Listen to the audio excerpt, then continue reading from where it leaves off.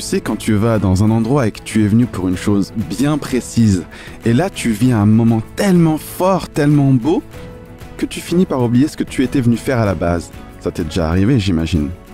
C'est ce qui s'est passé pour une femme de la Bible. Rendez-vous samedi à 2h, 11h et 21h avec nos 3 animatrices, animateurs et leurs invités pour une belle heure de partage, musique et réflexion.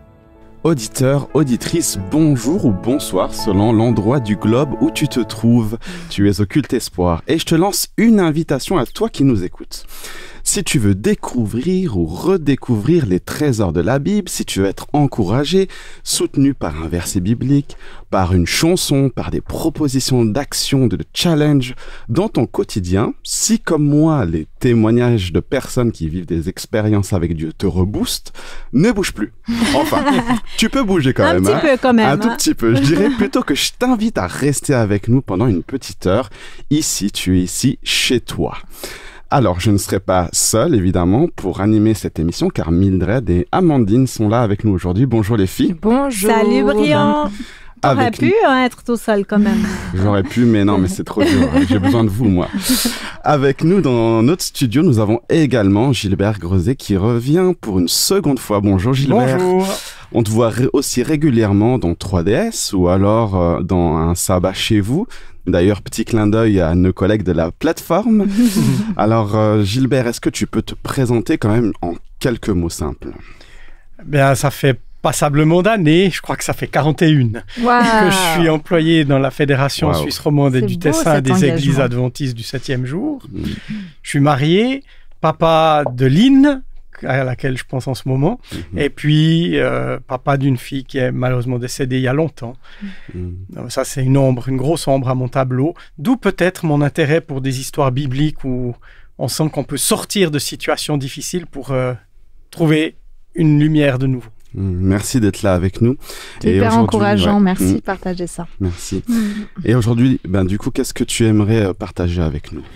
Mais l'expérience d'une femme qui est allée pour faire un travail, chercher de l'eau, et puis quand elle rencontre le Christ, pourtant ça allait dur dans sa vie aussi, on y reviendra dans quelques minutes, mais quand elle a rencontré le Christ, elle rentre chez elle, tellement contente de cette rencontre avec le Christ, qu'elle en oublie ce qu'elle était allée faire. Ce qu'elle était allée faire, la base.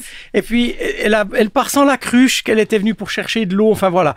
Et je me dis, mais si cette femme, elle a oublié sa cruche, c'est qu'elle a eu tellement mieux. Il y avait quelque chose de plus important encore. Voilà. Et ça, j'aimerais qu'on le découvre ou redécouvre. Oui, parce que moi, j'aime pas oublier des trucs. Donc, si c'est positif, c'est qu'il y a un truc. Et clairement, on se réjouit d'entendre tout ça, alors que l'Esprit Saint nous guide dans nos échanges et nous fortifie pleinement dans notre vécu de ce culte. Auditeur, auditrice, bonne écoute.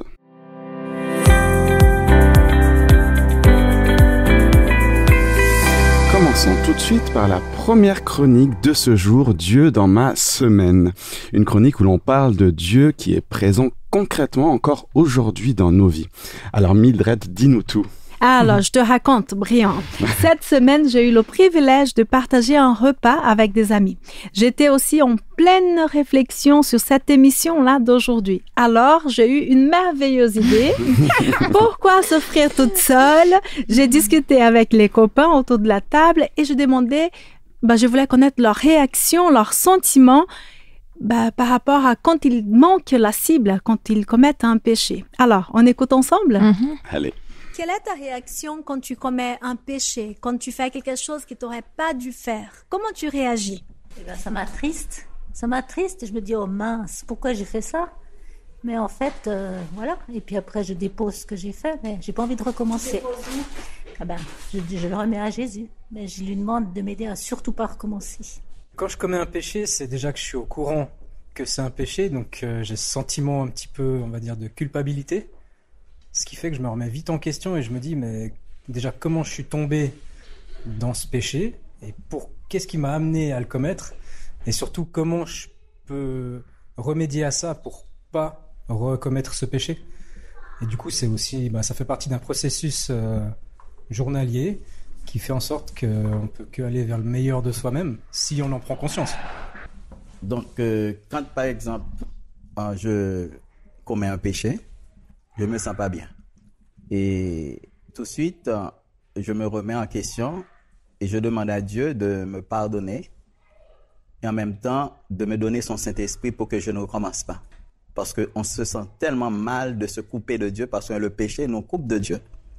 Et à partir de ce moment-là, donc si on demande de l'aide à Dieu, il va nous donner son Saint-Esprit pour que nous ne recommençons pas à pécher. Parce que le péché nous éloigne de Dieu. C'est facile de se remettre en question? Donc, si vraiment on a le Saint-Esprit en nous, d'accord, le Saint-Esprit nous révèle ça tout de suite. Parce que le Saint-Esprit ne nous laisse pas dans ce péché, parce qu'il nous aime, il veut nous ramener vers Jésus pour que Jésus puisse nous pardonner.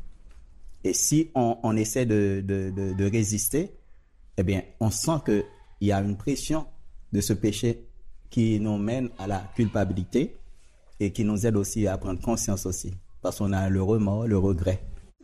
Est-ce facile d'oublier quand tu commets une faute, quand tu fais quelque chose qui n'était pas correct? Alors la question se pose, c'est clairement pas forcément facile parce que tu es conscient de ce que tu as fait et tu es conscient qu'il peut y avoir des conséquences. Donc facile à oublier, je dirais que c'est aussi un processus et ça prend du temps parce que tu as quand même commis ce péché, donc tu es en désaccord avec notre Père Céleste et avec soi-même aussi. Donc comme tu dis. Et c'est vrai que ça peut prendre du temps suivant l'ampleur du péché. Moi, personnellement, je me sens quand même déconnecté un petit peu de mon père parce que je sais que j'ai fait une faute et c'est comme avec tes parents. Tu as fait une faute, tu sais que tu peux recevoir une punition ou quelque chose comme ça. Alors, c'est pas une punition que tu vas recevoir de notre Dieu, mais c'est comme si tu l'avais déçu un petit peu. Je pense que c'est pas du tout facile d'oublier, comme ça a déjà été dit. Par contre, dans ma vie personnelle, le fait de me rappeler certaines choses que j'ai faites et que je les ai pas oubliées, ça va m'aider parce que ça va peut-être me mettre en garde contre quelque chose que je pourrais refaire. Donc, ça a quelque chose des fois de bénéfique de pas oublier, mais ça peut être aussi très culpabilisateur.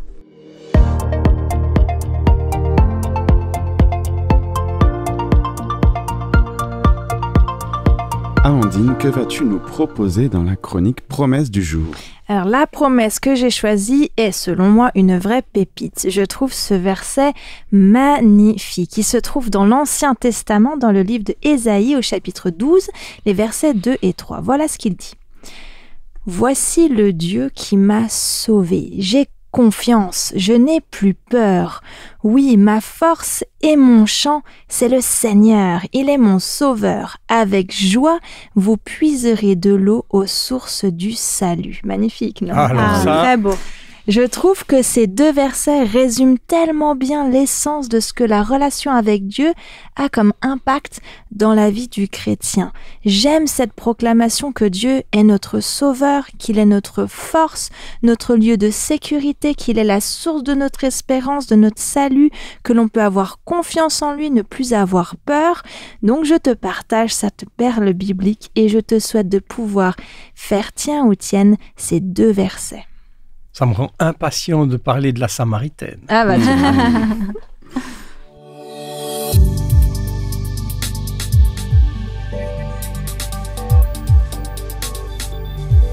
Oui, Amandine, dans le verset que tu viens de nous partager, il est dit « Ma force et mon chant, c'est le Seigneur ».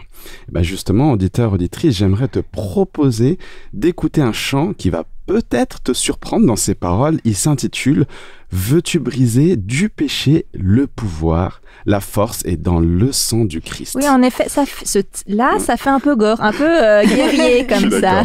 Mais en fait, ce chant rappelle que Jésus est mort sur la croix et que par son sang qui a coulé, il nous a libérés du poids du péché, de ce qui nous empêche d'être libres. Il dit notamment « Je suis fort, fort, oui, plus que vainqueur par le nom de Jésus, mon sauveur ». Alors ce chant est réinterprété par Sébastien Desmarais dans son album Héritage volume 4. Mais je ne t'en dis pas plus et je te laisse écouter.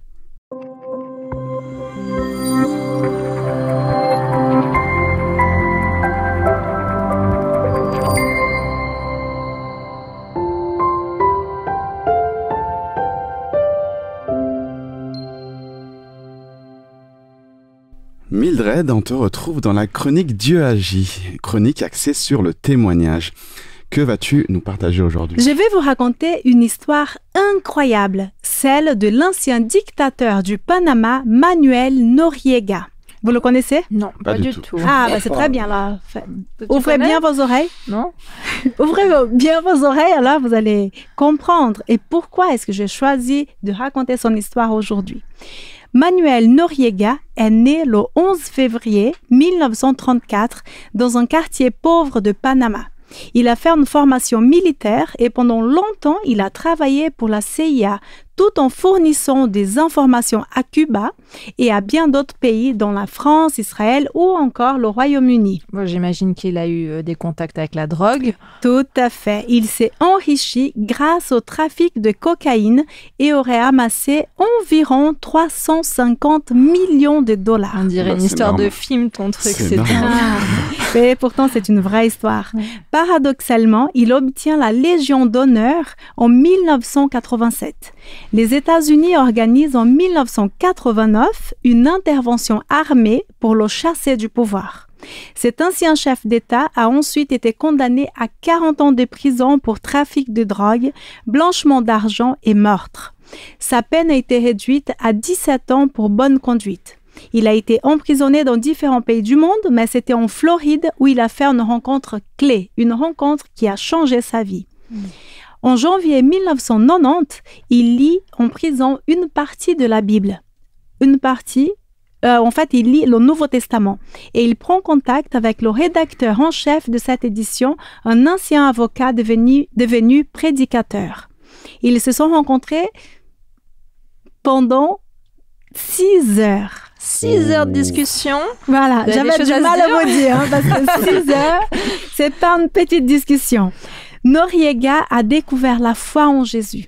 Et voilà, cet homme qui avait déjà commis tellement d'horreurs dans sa vie s'est converti. Il s'est repenti de ses péchés. Une fois qu'il a connu l'histoire de Jésus-Christ, ça lui a changé la vie. Il a encore suivi des études bibliques par correspondance pendant 16 semaines pour ensuite demander à être baptisé. Son baptême a été réalisé en 1992. Il a souhaité laisser son passé derrière lui et commencer une nouvelle vie, même s'il y avait toutes les conséquences de son passé.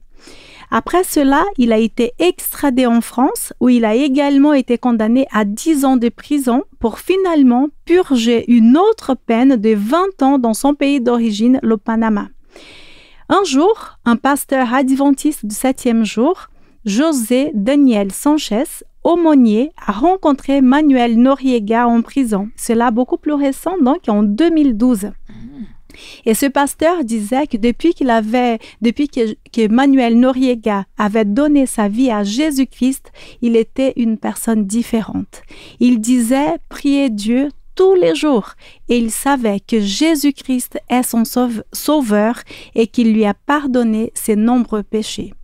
Manuel Noriega est décédé en 2017 à l'âge de 83 ans. Il avait subi une intervention chirurgicale sur une tumeur cérébrale. Alors voilà, je voulais partager avec vous l'histoire de cet homme. C'est incroyable, hein? Un homme qui a fait tellement d'horreurs dans sa vie, mais qu'une fois qu'il a connu l'amour de Jésus, il a oublié son passé et il est allé de l'avant. Comme quoi, rien n'est impossible à Dieu. Hein. Rien n'est impossible. Ouais, justement, ça me fait penser à Jean 3,16 qui dit « Car Dieu a tant aimé le monde qu'il a donné son Fils unique pour que quiconque met sa foi en lui ne se perde pas, mais qu'il ait la vie éternelle. » Amen. Les changements sont possibles. C'est ça.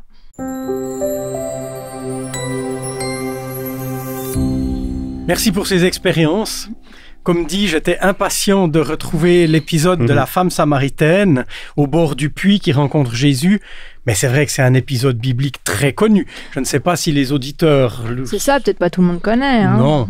Alors pour ceux qui ne connaîtraient pas, eh bien il faut se lancer dans l'évangile de Jean au chapitre 4 et puis relire attentivement le chapitre en question. Mais on va partir de l'idée que vous connaissez le récit, vous 3, je pense en tout cas, c'est sûr. Et je voulais vous demander, mais comment ça se fait des fois quand on lit un livre qu'on a beaucoup aimé, qu'on a envie de le relire, ou bien au cinéma, un film qui nous a plu, on a envie de le revoir. Pourquoi on a ces envies alors qu'on connaît déjà la fin, qu'on sait déjà le dénouement? Pourquoi on aime quand même relire ou revoir un film? Moi, perso, en ce moment, je suis en train de relire un bouquin.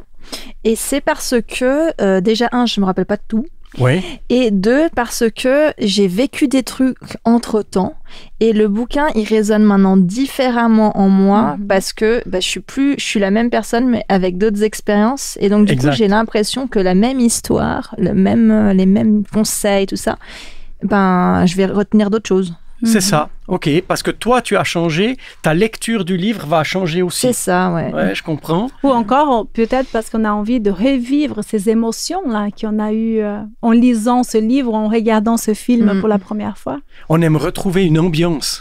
Oui, et c'est réconfortant. Moi, je regarde beaucoup, j'ai des films que je regarde toutes les années. Ouais, ça c'est réconfortant. Je me suis rappelé, Elle a un film qu'elle regarde tous les ans. Voilà. Très bien. Oui, c'est beau ce que vous dites.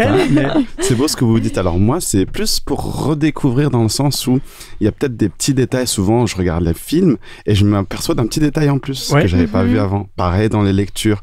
Je lis un texte que je connais bien et là, je me dis mais j'avais pas fait attention à ça avant. Et j'ai l'impression encore de découvrir. J'espère que peut-être ça va se faire pour Jean 4, pour l'épisode de Jésus avec la Samaritaine. Pour moi, ce qui peut-être me conduirait à relire et re-relire cette rencontre de Jésus avec cette femme, c'est l'ambiance.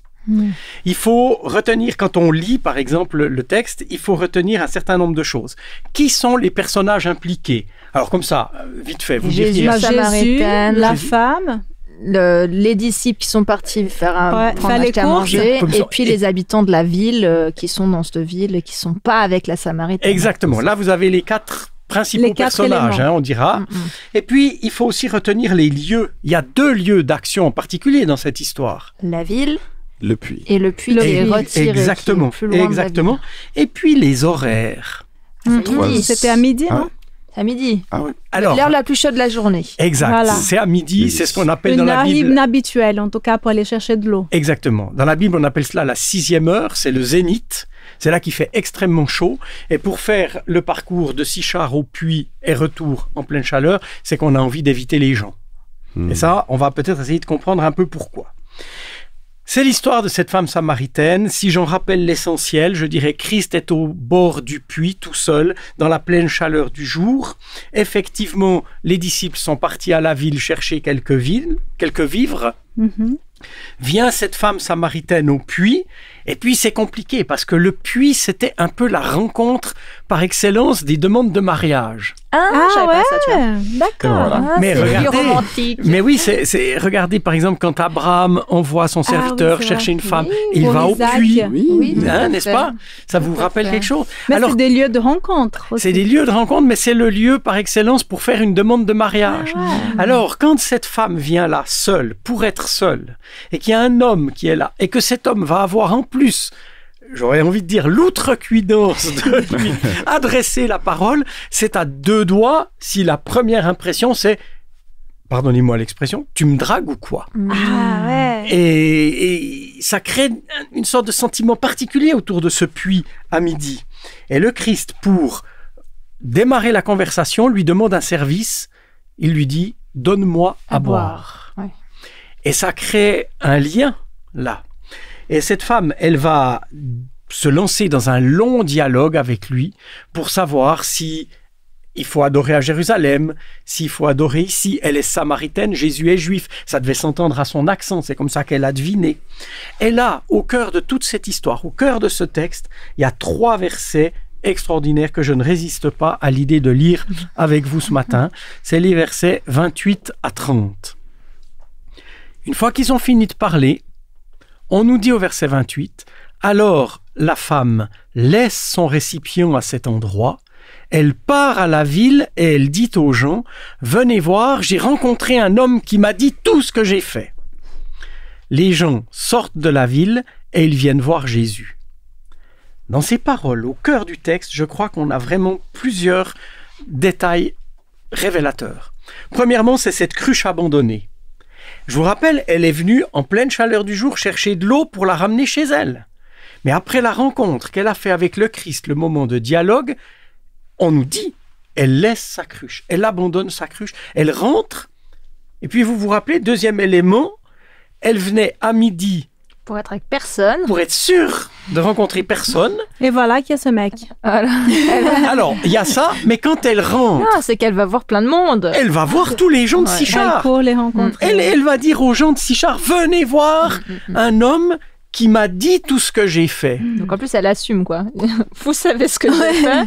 Je venais là à midi pour pas être avec vous, les autres femmes de Sichar qui venaient chercher de l'eau. J'en avais marre de vos commérages. C'est vrai que sa vie conjugale, juger et tout ça. Elle était mouvementée. Il semble, d'après l'histoire, qu'elle avait eu 5 maris et que maintenant, elle vivait en concubinage avec un 6e.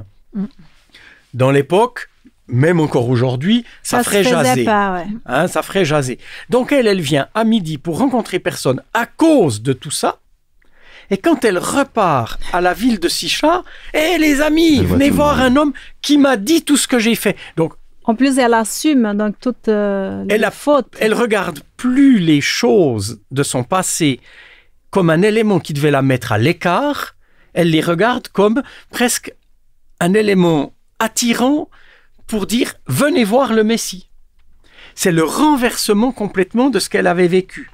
Et puis, troisième chose qu'on va retenir de ça, c'est dit que les habitants de Sichar, qu'est-ce qu'ils font? Vous avez retenu verset 30?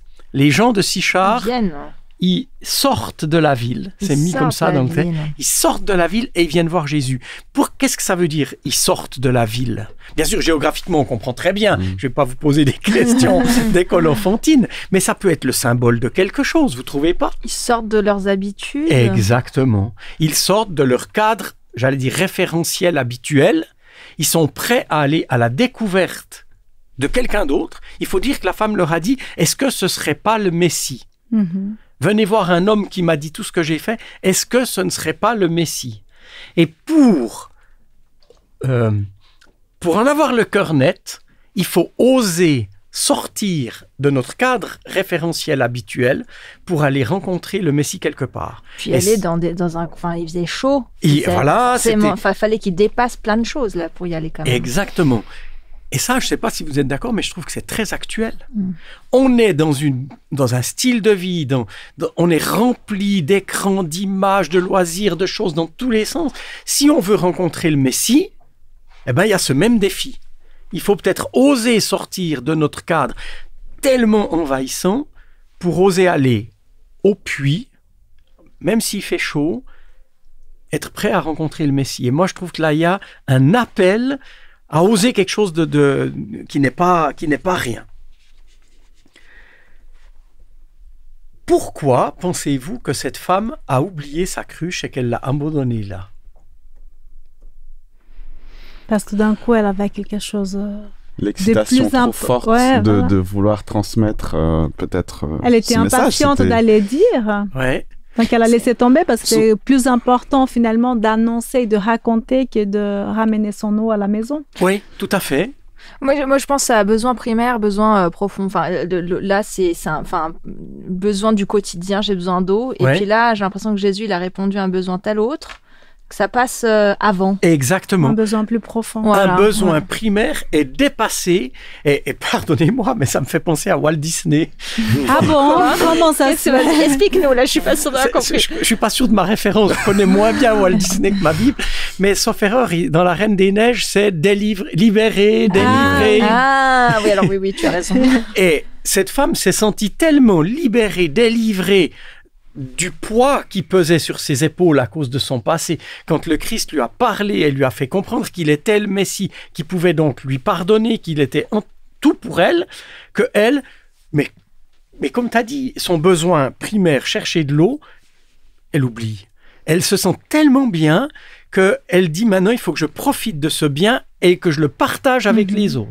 Il y a un sentiment d'urgence, quoi. Ouais. Et avec d'autres priorités. De priorité, je trouve tout à fait juste. Et puis, témoigner à l'égard de ceux qu'elle fuyait. C'est juste exceptionnel, c'est vraiment. Fort, hein, je trouve vraiment que c'est fort. La Samaritaine ose aller parler à ceux qu'elle fuyait, justement. Elle ose évoquer son passé sans honte, car elle en tire un argument pour dire aux autres, vous pourrez croire. Parce qu'il m'a dit tout ce que j'ai fait. Alors tout ce que j'ai fait, c'était pas top, conjugalement parlant, c'était pas ce que j'aurais dû faire. Mais vous vous rendez compte, il m'a dit tout ce que j'ai fait et il m'a accepté. Quand j'ai essayé de l'emmener sur des dialogues un peu vains sur le lieu d'adoration, est-ce qu'il faut adorer au puits de Jacob, est-ce qu'il faut adorer à Jérusalem, il n'a pas tellement entré en matière, mais il m'a dit, va et appelle ton mari. Il a touché un point. Sur le coup, j'ai cru défaillir, pourrait dire la femme samaritaine. Mais attends, je peux pas aller chercher mon mari. Et puis elle va répondre, elle est très fine, hein. Elle va répondre, j'ai pas de mari. Et Jésus là, il va marquer des points qu'il est le Messie. Il va dire, t'as raison. Maintenant, t'as pas de mari. Mais t'en as eu 5, et celui avec qui tu vis maintenant, t'es pas marié avec. Donc, tu peux dire que t'as pas de mari. Et là, la femme est tellement sensible d'être acceptée par le Christ complètement qu'elle va aller chercher les gens. Au point de vue évangélisation, c'est un succès exceptionnel. Les gens sortent de la ville, ils viennent rencontrer le Christ et ils vont lui dire « Viens chez nous ». Et quand il va aller à Sichar, est-ce que vous vous rappelez par hasard de la fin ? Ils sont convaincus par eux-mêmes après. Exactement. Et ils vont dire à cette femme « On ne croit plus seulement à cause de ce que tu as dit, mais on croit parce que nous l'avons vu et rencontré nous-mêmes. » Alors si je devais retenir quelque chose de cette histoire que j'aime lire et relire et relire, c'est qu'il faut sortir de notre ville, oser aller rencontrer le Christ. Alors je ne sais pas si nous on va être les Samaritaines pour quelques auditeurs. Ce serait pas mal que notre partage leur dise « Ah mais moi aussi je pourrais être... parti pour rencontrer le Sauveur, le Christ. Et si je le fais, si j'ose sortir de mon quotidien pour aller rencontrer le Christ dans des histoires de la Bible ou comme ça, ben peut-être que je pourrais dire, maintenant je crois parce que je l'ai entendu moi-même. Et ce serait magnifique application de ce texte. Qu'en pensez-vous ? Tout à fait. C'est le but. Voilà. Merci beaucoup. Merci.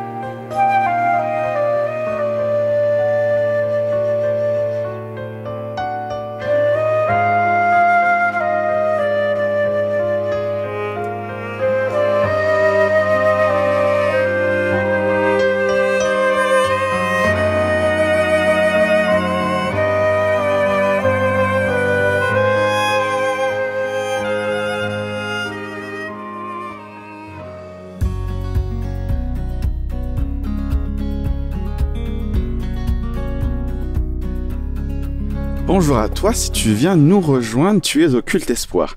Nous sommes en compagnie de Gilbert Grezet et le titre de ton message est « Bonne nouvelle, j'ai oublié ma cruche ». Alors de manière générale, quand on oublie quelque chose, c'est pas forcément une bonne nouvelle.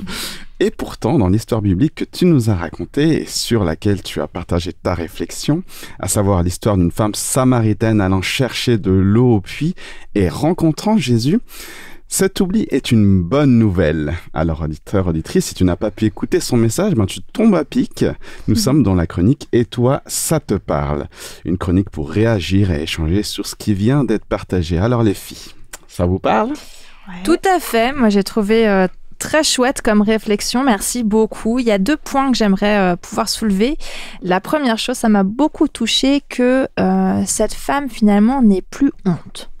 Elle a quand même un passé et je pense chacun d'entre nous on peut se reconnaître dans le sens où on n'a pas vécu ce qu'elle a vécu, mais on a tous des choses dont on n'est pas forcément honte et je me mets à sa place, je me dis mais elle avait plus honte, elle était libérée du regard de l'autre. Et ça, je crois qu'il n'y a que Jésus qui est capable de faire ça. Ouais, je suis bien d'accord. Et je me disais, où est-ce que j'en suis moi-même? Moi, j'ai peut-être pas eu comme cette femme 5 compagnons, je vis pas en concubinage avec une 6e personne, mais il y a peut-être des choses dans ma vie où, comme tu le dis, on se sent un peu honteux de ça, des sujets qu'on n'ose pas trop aborder, ou quand ça vient dans la discussion, on est tout de suite un peu crispé, etc. Mais ce que je peux souhaiter à chacun, c'est d'avoir une rencontre avec le Christ comme cette femme a eu au puits de Jacob, pour se sentir tellement libéré et délivré de la honte, des problèmes du passé, qu'après on peut même les employer comme argument pour faire venir d'autres personnes à Christ. Tout à fait. Et d'ailleurs, c'est souvent des témoignages assez forts. Moi, je me rappelle de certains témoignages. Je me rappelle quand j'étais plus jeune, j'avais entendu quelqu'un qui avait été vraiment grand consommateur de drogue, mais forte. Et puis du coup, c'était quelque chose qui l'avait touché et dont il avait honte avant. Et puis maintenant, il l'utilisait après. Comme montrer, comme exemple d'un miracle que Dieu a fait. La deuxième chose, moi, qui m'a beaucoup touchée, c'est le fait que on parlait de besoins primaires. Et en fait, Jésus passe avant le besoin primaire du boire. Qui est quand même, je veux dire, si on ne boit pas de l'eau, on meurt au bout de quelques temps, je ne sais plus combien. 3 jours, il me semble. Et en fait, c'est symbolique, parce qu'elle n'allait pas mourir en n'ayant pas sa cruche, mais je veux dire, symboliquement, ça veut dire que Dieu, en fait, est mon premier besoin primaire. Ouais. Et je réfléchissais, ça me faisait penser cette scène en me disant, en fait, je crois que nous sommes tous, chaque humain, nous sommes des personnes profondément assoiffées, sans savoir qu'on est assoiffé. On est assoiffé de Dieu et on cherche absolument où est-ce que je peux trouver étancher ma soif, et on le trouve on le cherche dans tellement de choses, mais n'importe qui, t'as soif d'eau, symboliquement Dieu, on t'offre il faut pas que je fasse de pub pour des produits, des sodas, des sodas, des boissons, ça va t'hydrater, mais ça n'a rien à voir avec cette eau dont tu as fondamentalement besoin. Et je me suis dit, mais en fait c'est ça, est-ce qu'on n'est pas on a besoin de ce Dieu avant toute autre chose, quoi. Et pour rester dans le domaine de l'eau, justement, moi, cette image d'aller-retour, moi, ça me fait penser, je sais pas si vous connaissez la série The Chosen. Oui. Vous voyez un petit peu le générique, un petit peu. C'est un poisson qui nage à contre-courant. Donc The Chosen, juste pour donner, pour les auditeurs qui connaissent pas, ça parle de quoi? Donc The Chosen, c'est une série qui parle en fait de la vie des disciples avec Jésus. Ok. Et donc que tu peux retrouver sur Internet maintenant très facilement, sur les plateformes dont je ne citerai pas le nom. Et donc du coup, c'est un poisson qui nage à contre-courant. Et donc elle est plutôt connue, cette image où il y a un poisson et tout le banc de poissons qui nage dans l'autre sens.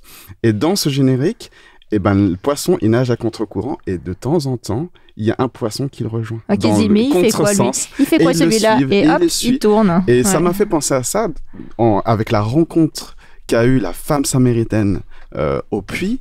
Elle a décidé de revenir, et tu disais sortir un peu de son système. Elle a décidé de revenir et de parler avec alors peut-être qu'il y a, comme dit le texte, des gens qui ont cru, peut-être qui n'ont pas cru. Et du coup, ça m'a fait penser à cette idée de, est-ce que quand tu as eu ta rencontre avec Jésus, tu as cette joie de pouvoir en parler aux autres, de pouvoir et de voir aussi si les gens viennent vers toi, vers la parole. Et voilà, ça a un impact sur l'autre, quoi. C'est pas que toi, finalement. C'est ça, ouais. Et toi, comme on disait tout à l'heure, sur le fait d'oublier. C'est vrai que souvent c'est négatif quand on dit d'ailleurs on prend des notes, on fait plein de choses pour ne pas oublier quelque chose. C'est vrai. Et finalement elle a oublié derrière elle, et ça je trouve fantastique. Comme un fardeau laissé derrière elle. Exact, quoi. Parce que et ça c'est pas évident. Hein. Des fois on peut se sentir pardonné par exemple, mais on insiste à toujours porter ce fardeau, à se rappeler, mais bon, moi, je fais ci et ça et ça. Elle avait plus rien à faire, hein. Elle a laissé tomber. Allez, je vais appeler les autres pour qu'ils goûtent aussi à cette joie. C'est vraiment une compréhension de la libération, parce que, comme tu dis, parfois, c'est nous-mêmes qui nous disons, on ne mérite pas. Et en fait, on s'auto-juge ou on se dit qu'on n'est pas possible, alors que Jésus, il dit laisse. Et elle a compris que c'est bon, elle pouvait vraiment se libérer de tout ça. Je trouve ça fort. Ouais. Après une discussion avec Jésus, quoi. Ouais, tu te rends compte de la suite. Mais peut-être pas n'importe où. Si vous vous rappelez, le lieu de la rencontre avec Jésus, c'est le puits de Jacob. Ouais.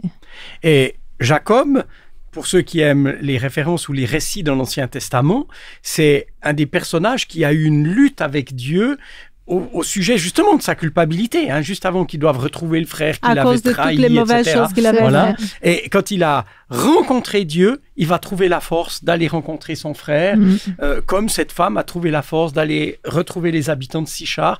La rencontre avec Dieu est censée vraiment nous libérer. Ouais. Donc voilà, est-ce que toi, tu pourrais être un tout petit peu plus clair pour nos auditeurs? Ici, à Genève, en Suisse, ou je ne sais pas, là où nos auditeurs nous écoutent, peut-être qu'il n'y a pas un puits de Jacob. Ça serait quoi ce puits pour eux? Alors, peut-être que le puits de Jacob, c'est pas si facile de l'identifier.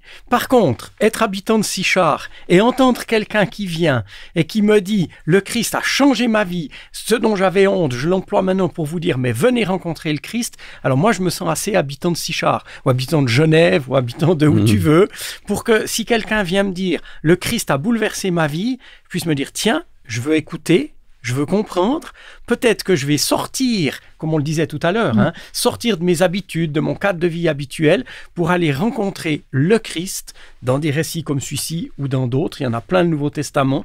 Et là, je vais être changé, je vais être libéré. Et je vais dire, comme les habitants de Sichar, au début, on t'a écouté, on a cru à cause de tes paroles, mais maintenant, on se rend compte que le Christ, c'est vraiment notre libérateur. Et avoir une ouverture d'esprit, laisser que Jésus nous transforme complètement. Exactement. Merci pour ces échanges. Et toi, à la maison, là où tu es, comment ça te parle?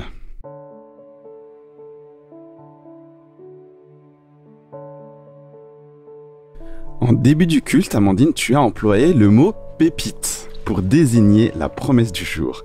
Et j'ai l'impression que dans le même élan, tu souhaites nous partager d'autres trésors dans cette chronique qui porte justement, le nom de Pépites bibliques. En effet, nous avons aujourd'hui parlé d'une histoire de cruche oubliée, n'est-ce pas? Un fardeau qu'on laisse derrière nous pour avancer avec Jésus. J'ai bien aimé ce symbole de la cruche, et comme j'aime bien les symboles bibliques, je me suis demandé s'il n'y avait pas d'autres histoires de cruches dans la Bible, et quelles pouvaient être les autres facettes de ce symbole, finalement, aller recreuser, comme tu disais, finalement, essayer de chercher un autre regard quand on relit les choses.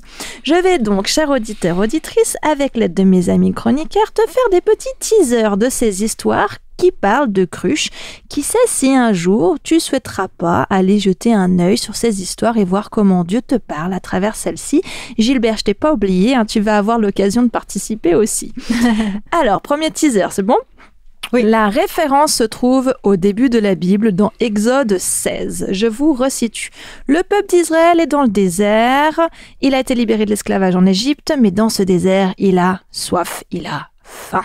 Alors Dieu lui envoie notamment du pain du ciel qui s'appelle la manne. Dieu demande à Moïse de lui construire un sanctuaire comme un temple dans lequel il y aura un lieu très saint où sera mis le coffre de l'alliance. Et dans ce coffre, il y a différents objets qui sont mis pour symboliser l'alliance et la relation de Dieu avec son peuple. Gilbert, qu'est-ce qui est mis notamment dans le coffre et qui est en lien avec le thème de cette chronique? Alors, j'ai l'impression qu'on parle du vase ou de la cruche dans laquelle on va garder de la manne en souvenir de ce temps où Dieu nourrissait le peuple. Exactement, la cruche qui est récipient du témoignage. Ouais.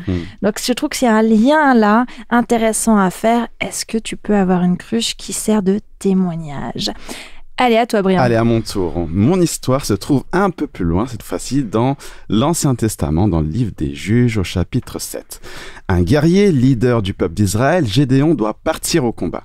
Mais les armes que le Seigneur lui demande de prendre à ses soldats, sont pour le moins un peu surprenantes. Alors, à votre avis, qu'est-ce qu'il demande de prendre? Ça, je saurais moins dire. C'était pas de casserole. Alors, casserole, on aurait pu croire. Il y a forcément des cruches, c'est le thème du jour. C'est ça. Oui, mais bon. Alors, des cruches, évidemment, des cruches vides, des trompettes et des flambeaux dans les cruches. Alors, les cruches seront brisées et ce bruit fracassant, avec le bruit des trompettes, va faire faillir l'armée en face d'eux. Ils se font croire qu'ils sont très nombreux avec ce stratagème. Donc, c'est des cruches qui deviennent des armes de guerre. Cruche de guerre. Voilà, à moi maintenant. Mon histoire se trouve quelques livres plus loin dans la Bible, dans 1er Roi au chapitre 17. Élie, prophète du Seigneur, se rend sous les ordres du Seigneur à Sarepta. La famine rage et le Seigneur lui indique qu'il trouvera de la nourriture auprès d'une veuve. Il arrive là-bas et rencontre cette femme. Il lui demande de lui servir à boire et elle le fait. Il lui demande ensuite de lui faire du pain. Elle lui explique qu'il ne lui reste plus qu'un petit peu de farine et d'huile et qu'elle avait prévu de faire quelques pains pour elle et son fils. Ils allaient manger ce repas et ensuite ils allaient s'attendre à mourir. Élie lui demande alors de préparer le pain comme elle avait prévu, mais il fallait lui servir lui tout d'abord, lui donner du pain à lui. Sa demande est accompagnée d'une promesse. Quelle est cette promesse? Que l'huile et la farine ne lui manqueront jamais. Exact. Que Dieu va pourvoir et tant que la famine durera, son pot de farine ne se videra pas et sa cruche d'huile ne se tarira pas. Voilà, Dieu il pourvoit, on a une cruche sans fond, quoi. Oui. qui se remplit toujours. Allez, petite dernière pour la route. On passe au Nouveau Testament dans l'évangile de Marc au chapitre 14. C'est bientôt la Pâque. Les disciples demandent à Jésus où est-ce qu'il veut qu'ils aillent pour lui préparer la Pâque. Alors Jésus envoie 2 de ses disciples à la ville pour trouver le lieu où ils vont préparer puis célébrer le repas de Pâques. Jésus sait déjà où il veut qu'ils aillent. Sa consigne me fait un peu penser à un jeu de piste. Savez-vous quelle consigne il leur donne pour trouver le lieu? Il y avait une histoire d'âne attaché devant une porte. Non, ça c'est quand ils vont chercher l'âne pour qu'il traverse Jérusalem. Non, eh bien... Il doit chercher un homme qui a une cruche. Ouais, c'est ça. Allez à la ville, je vous cite, vous rencontrerez un homme portant une cruche d'eau, suivez-le. Exact. Alors, un homme qui porte une cruche, c'est peu courant à l'époque. Hein. Ouais. C'est surprenant, cette consigne. Bon, il y a toute une symbolique autour de ce personnage à la cruche, mais ce sera pour une autre fois. Et toi, auditeur, auditrice, quelle cruche vas-tu porter, briser, garder ou laisser derrière toi aujourd'hui?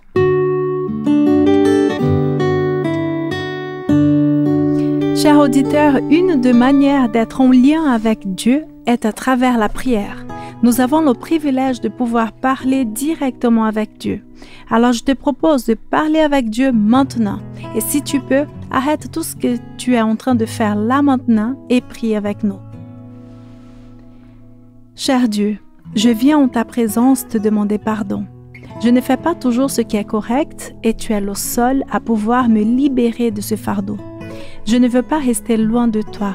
Je te demande pardon pour les mots que je n'aurais pas dû prononcer. Pardon pour les pensées impures. Aide-moi à abandonner tout ce qui est mauvais et que j'avance dans la vie avec toi.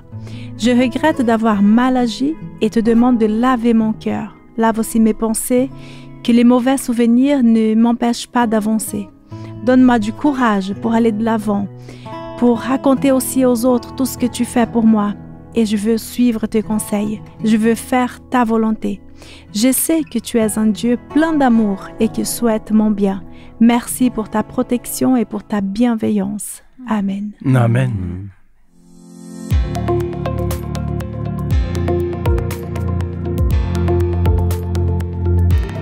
Avant de se séparer, il n'est pas question de te laisser sans l'action du jour. Amandine, à toi de jouer. Tout à fait. Aujourd'hui, Gilbert, tu nous as notamment parlé d'un lieu de rencontre. Alors, tu as évoqué rapidement Jacob, qui a rencontré et lutté avec Dieu, puis il a été béni par Dieu, où une femme a rencontré Jésus, et à nouveau, elle est ressortie bénie de cette rencontre. Et toi, à quand remonte ta dernière rencontre personnelle et intime avec Dieu? Où est-ce que c'était? Dans quel contexte? Comment en es-tu ressorti? Alors je t'invite, auditeur, auditrice, si tu le désires, à toi aussi bénéficier d'une rencontre avec l'homme du puits de Jacob, avec Jésus. Un peu comme vous disiez tout à l'heure en conclusion de « Et toi, ça te parle ». Comment ça va se passer? Eh bien, je prie déjà que le Saint-Esprit t'inspire cette semaine le lieu et la manière. Alors, il va falloir être à l'écoute, du coup. Peut-être que ce sera à travers un temps où tu vas réserver pour prier et lire la Bible dans un lieu calme. Peut-être que ce sera par un jeûne que tu feras remplacer un repas par un temps de rencontre avec Dieu. Peut-être que ce sera une balade avec Dieu que tu organiseras autour de chez toi ou en nature. Ou peut-être encore que ce sera par la lecture d'un livre chrétien, l'écoute d'un témoignage, un temps d'écoute de musique chrétienne, ou peut-être t'inspirera-t-il à te rendre à une réunion dans une église. Si tu as ce désir de rencontrer l'homme du puits, je sais que Dieu te soufflera un rendez-vous. Je t'invite alors, quand une idée te viendra, à répondre favorablement, à ne pas te poser trop de questions. Dire, attends, non, mais c'est pas possible, c'est pas vraiment ça. si tu as une idée qui vient, qui est en raccord avec ça, c'est que il faut le faire. Et je t'invite à le vivre, à vivre ce qui t'invite à vivre. Et que tu puisses, à la fin de ce temps, dire comme Jacob l'a dit, je ne te laisserai pas partir sans que tu m'aies béni, sans que tu m'aies fait du bien et que je puisse être libéré. Alors, bon rendez-vous divin. Merci pour ce rendez-vous, Amandine. Oui, merci. Que le Seigneur nous accompagne et t'accompagne, auditeur, auditrice, dans cette expérience avec Dieu qui sera unique, j'en suis sûr.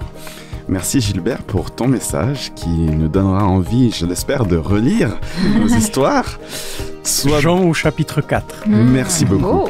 Sois béni et j'imagine que tu reviens l'année prochaine. Pourquoi pas? Bien. On compte sur toi. Merci les filles pour vos chroniques. J'ai eu grand plaisir de partager ce moment avec vous. Merci Brian. Merci à toi, auditeur, auditrice, de nous avoir accompagnés jusqu'ici. N'hésite pas à partager ce culte autour de toi, à ton entourage, ta famille, tes amis, tes proches. Et je te souhaite d'ores et déjà une belle semaine sous le regard de notre Dieu. Et je te dis à la semaine prochaine. Ciao!